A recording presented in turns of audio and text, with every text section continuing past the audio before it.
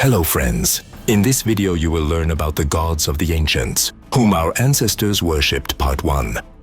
I, the dawn of divinity, Ra and the birth of the sun. Have you ever wondered where it all began? Not just our lives, but everything. Before time had a name, before the first dawn painted the sky, before the first breath was ever drawn, there was an endless dark, watery abyss called none. And from this primordial ocean of chaos, a single thought, a single will sparked into being. This was Ra, the self-created one, the eye of creation. Our story unfolds in the land of golden sands and the life-giving Nile, ancient Egypt. Imagine, if you will, the first sunrise. Not just a daily event, but a cosmic miracle. As the lotus flower bloomed from the dark waters, its petals opened to reveal Ra, the glorious sun god, who brought light and life into the void. This wasn't a one-time thing. Every single day, Ra undertook a monumental journey. He would board his magnificent solar bark, a celestial ship called the Manjet, and sail across the vast blue canvas of the sky, bathing the world in his life-giving light. He was the sun itself, the source of all warmth, all growth, all existence.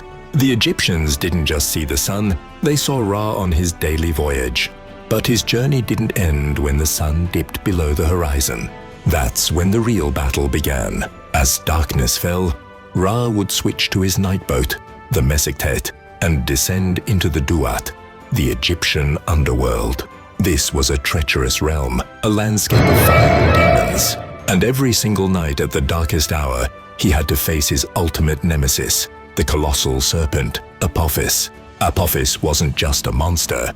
He was the embodiment of chaos, of darkness, of non-existence. His goal was simple: to swallow Ra's solar bark and plunge the universe back into eternal darkness. The battle was fierce, a nightly struggle between order and chaos, light and dark. Ra, defended by other gods like Set and Bastet, fought with all his might. The roars of the serpent and the crackle of divine energy echoed through the underworld. And every single time, just before dawn, Ra would emerge victorious, slaying or repelling Apophis, ensuring that the sun could rise again. This nightly war wasn't just a myth, it explained everything. A solar eclipse, that was Apophis momentarily gaining the upper hand.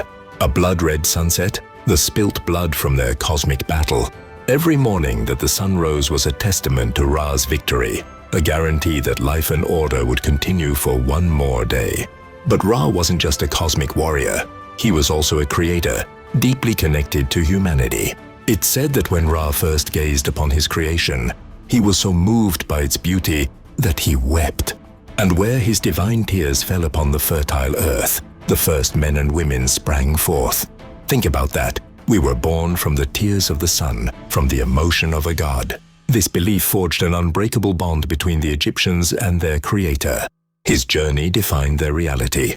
The 12 hours of day were the 12 provinces he passed in the sky.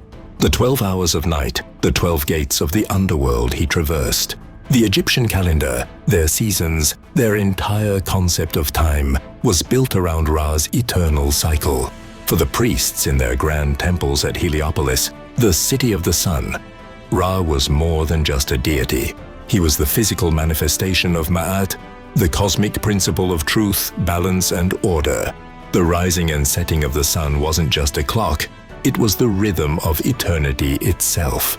They saw in his daily rebirth a promise of their own resurrection, a hope for life after death. He wasn't just in the sky, he was in the steady beat of the universe, in the flow of the Nile, and in the heart of every person born from his tears.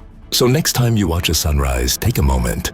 Don't just see a star, see the golden bark of a god setting sail. Hear the distant echo of a battle won against chaos, and feel the warmth on your skin as a reminder that, in the eyes of the ancients, you are a child of the sun, born from the divine tears of Ra. Part 2. The Olympian Flame, Zeus and the Order of Thunder.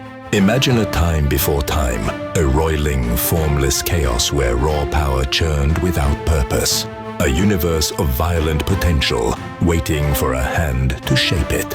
From this very chaos, a new order was born, forged not by gentle persuasion, but by the blinding flash of a thunderbolt.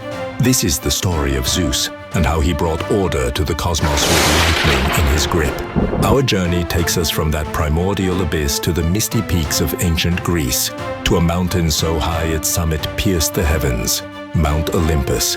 Cloaked in eternal clouds, this was the throne of the gods, a realm of divine power and breathtaking beauty. But this paradise wasn't just handed over, it was won in a cataclysmic war that shook the very foundations of the world, the Titanomachy.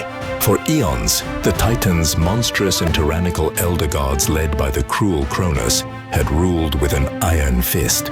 They were forces of nature, untamed and absolute. Cronus, fearing a prophecy that his own children would overthrow him, had devoured them whole as they were born. But one child, Zeus, was saved. Hidden away, he grew in strength, his heart burning with a desire for justice and a vision for a new age. When the time was right, Zeus returned, not as a supplicant but as a challenger. He freed his swallowed siblings, Hera, Poseidon, Hades, Hestia, and Demeter, and together they declared war on their father and the Titans. For 10 long years the battle raged. Mountains were torn from their roots and thrown like pebbles. The seas boiled, and the sky screamed with the clash of immortal weapons. The turning point came when Zeus descended into the darkest pit of the underworld, Tartarus. There, he freed the Cyclopes, the one-eyed master craftsmen who had been imprisoned by Cronus. In gratitude, they armed Zeus with an unimaginable weapon, a gift that would define his reign, the thunderbolt. This wasn't just lightning, it was condensed cosmic power, the very essence of authority and order. Armed with this divine fire, Zeus ascended Olympus. With a single devastating hurl, he shattered the Titans' defenses. The thunderbolt wasn't just a weapon of destruction, it was a symbol. It represented the end of chaotic tyranny and the dawn of divine law. With each flash, a new world was being forged, a world governed by order, justice, and the will of the Olympians. The Titans were cast down into Tartarus, and Zeus, the liberator, the stormbringer, took his place as the king of gods and men. His thunderbolt became the ultimate emblem of his rule. It was the gavel of divine justice, punishing the wicked, rewarding the righteous, and maintaining the delicate balance of the cosmos. When mortals or gods dared to defy the new order, the sky would darken, the air would crackle, and the thunderbolt would remind them who was in charge. It was the ultimate deterrent, the final word, the symbol of absolute control. But here, on the magnificent throne of Olympus, we find the great paradox of Zeus. He, the great architect of cosmic order, the champion of law and balance, could not govern the chaos within himself. He was a god of immense passions, his desires as wild and untamable as the storms he commanded, his countless affairs and dalliances sow discord and jealousy, creating chaos in his own celestial family. The very order he fought to establish was often threatened by his own lack of personal restraint. He could command the heavens, but not his own heart. As we look out over the ruins of ancient temples, grand structures built in his honor, we're left with a profound question. Zeus held the power to enforce his will upon the entire universe. But did he truly possess power? Or was he a slave to his own impulses? It forces us to ask ourselves, is true power found in the ability to rule others, to bend the world to your will with force and fire? Or is it found in something quieter, something deeper? Is true power found in restraint? In the mastery, not of the world, but of oneself? Part 3, the eternal duty, Jupiter and the law of the empire. All right, let's close our eyes for a second and picture a god. What do you see? Maybe a figure lounging on a cloud, throwing lightning bolts for fun, getting into all sorts of dramatic, messy affairs. That's the Greek way, that's Zeus. Now, open your eyes and let's travel west, across the Ionian Sea, to the heart of a rising empire. Welcome to Rome. Here, the gods don't just lounge. In Rome, the gods wear armor. This is part 3 of our journey, the eternal duty. And at the center of it all stands Jupiter. On the surface, he looks familiar. Jupiter Optimus Maximus, the best and greatest. He's the king of the gods, the Sky Father, the wielder of lightning. He is, for all intents and purposes, Rome's version of Zeus. But if you look closer, you'll see the resemblance is only skin deep. Where Zeus was a creature of chaotic passion, impulse and desire, Jupiter carries something far heavier on his shoulders, the weight of an empire. Think about it. The Greeks looked at their gods and saw a reflection of their own wild, brilliant, and often contradictory human nature. Their myths are epic soap operas filled with love, jealousy, and revenge. The Romans, they were engineers, lawyers, and soldiers. They built aqueducts, roads, and systems of law that would last for 1,000 years. They didn't have time for divine drama. They needed divine order, and that is Jupiter. He isn't just a king, he's a general. He's a chief magistrate. He embodies auctoritas, the sacred legitimate authority to lead.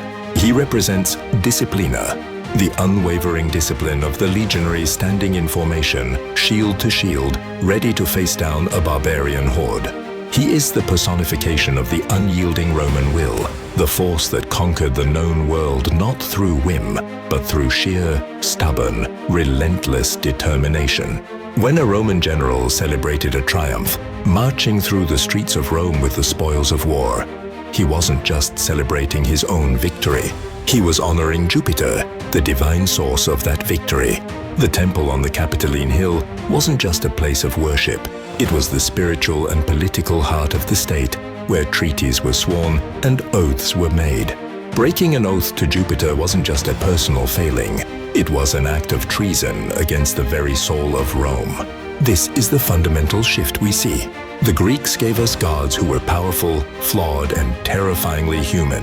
The Romans took those gods and forged them into ideals of governance.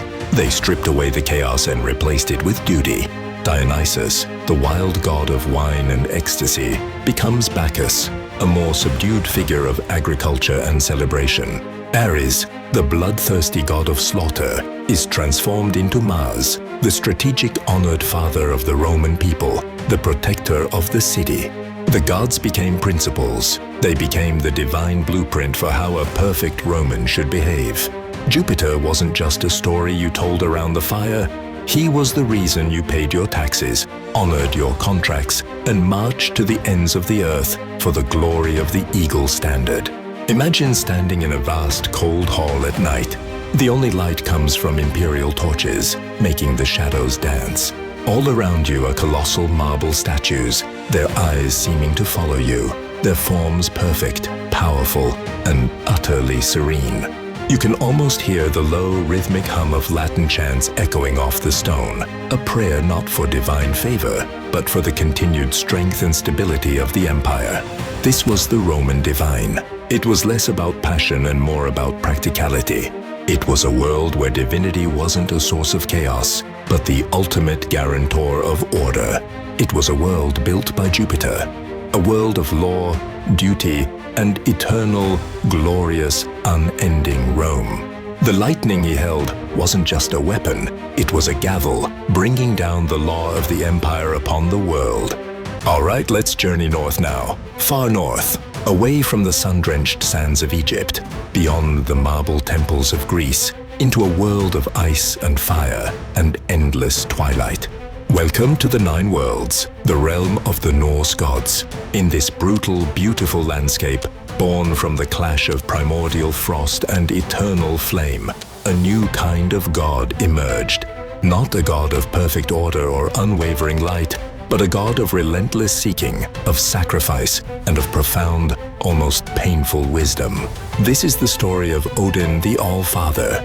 Before he was the one-eyed king sitting on the high throne of Asgard, Odin was a wanderer, a seeker. He was driven by a thirst that no amount of mead could ever quench, a thirst for knowledge.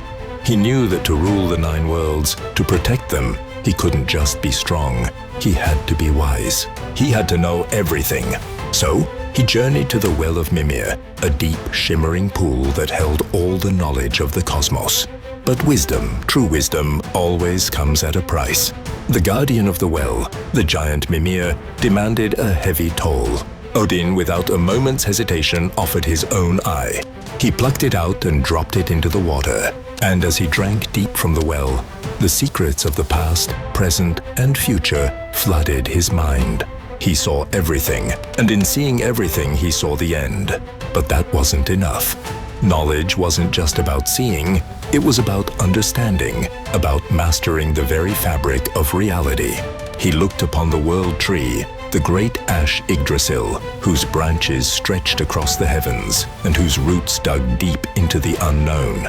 And he saw the runes, the ancient mystical symbols of power that governed fate itself. To claim them, another sacrifice was needed, a sacrifice of the self to the self. So he took a spear, his own spear Gungnir, and wounded himself. He hung himself from a branch of that colossal tree, a god suspended between the worlds, with no food, no water. For 9 days and 9 agonizing nights, he dangled there, battered by the winds, peering into the abyss. On the 9th night, just as he was about to slip into death, the runes revealed themselves to him. He screamed, seized them, and fell back to the world, reborn. He had conquered death to master the language of destiny. It's what makes it so incredibly profound and so deeply tragic. Think about it. Through his sacrifices, he gained the wisdom to see the future. He saw the great winter, Fimbulwinter. He saw the final cataclysmic battle. He saw Ragnarok. He knew with absolute certainty that his world was doomed. He knew his beloved son Balder would fall. He knew the great wolf Fenrir would one day break his chains and devour him whole. He knew Asgard would burn and the gods would die. He saw it all, and what did he do? Did he despair? Did he try to run from his fate? No. He looked that inevitable, world-ending doom straight in the eye. And he walked forward anyway. He gathered his warriors, the Einherjar, in Valhalla, not to avert Ragnarok, but to face it with courage. He sent his Valkyries to the battlefields, not to change the outcome, but to honor the fallen. He continued to wander the worlds, disguised as a gray-cloaked traveler, always seeking, always learning, always preparing for a fight he knew he was destined to lose. Odin's story isn't about a god who can solve every problem. It's about a god who knows the storm is coming, who knows the ship is sinking, but who stands on the deck, spear in hand, ready to face the waves with his head held high. It's a story about the profound dignity in facing the inevitable, about the courage it takes to live a meaningful life, even when you know how it ends. And in that struggle, in that relentless pursuit against an unchangeable fate, we see something familiar, don't we? From sun to storm, from Ra to Odin, gods were not only worshipped, they were remembered because they mirrored us.